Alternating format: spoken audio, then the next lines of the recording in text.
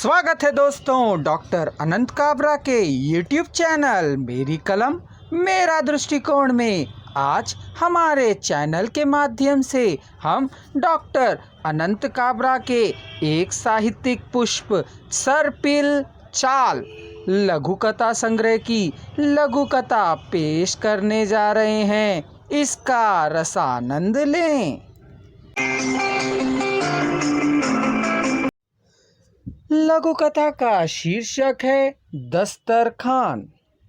स्वामी मुक्तानंद ने कहा, इस देश को बांटने, जनता को गुमराह करने और अपने शासन को सुरक्षित रखने के लिए अल्पसंख्यक और बहुसंख्यक विचार का पौधा रोपा गया, जिस पर भगवा फूल खिले और तुष्टीकरण के पत्ते भी पनपे, लेकिन फल किसी जहरीले नाक के जहर से कम नहीं निकले, जिसे लोगों ने बुर्का पहना खाया और खाकी चड्डी ने स्वाद बताया। धीरे धीरे इन दोनों के पास से देशभक्ति का जज्बा इस पेड़ के कोटर में फंस गया और जड़ों में फफूंद लग गया। अब यह कंकाल वृक्ष चुनाव के आते ही हरा भरा हो जाता है और चुनाव के जाते ही देश को खा जाता है। यह बातें शहीद की शहादत बार बार बतलाती है, पर उनके यह गीत भी केवल 26 जनवरी और 15 अगस्त के दिन ही बजते हैं। सभी ने एक स्वर में वंदे मातरम कहा, लेकिन वहाँ भी तुष्टीकरण की टहनी ने अपनी टांग अड़ा दी और झंडा फट गया, जिसे लोग अब दस्तरखान कहते हैं, जहाँ संसद का हॉल संविधान को खाता है और राष्ट्र को पालता है।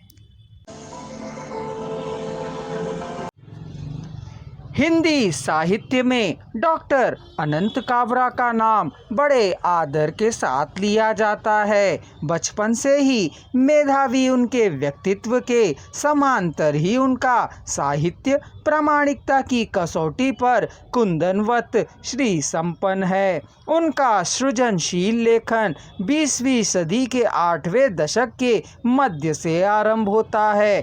अब तक उनके कई काव्य कृतियाँ, कई लघु कथा संग्रह, कहानी संग्रह, सूक्तियाँ आदि प्रकाशित हो चुकी है। नित्य उनके द्वारा व्हाट्सएप चैनल के माध्यम से एक लघु कथा, एक कविता और 2 सूक्तियों का नित्य प्रेषण किया जाता है। अगर आप इससे जुड़ना चाहें तो डॉक्टर अनंत काबरा के व्हाट्सएप नंबर 9849018444 पर संपर्क कर जुड़ सकते हैं।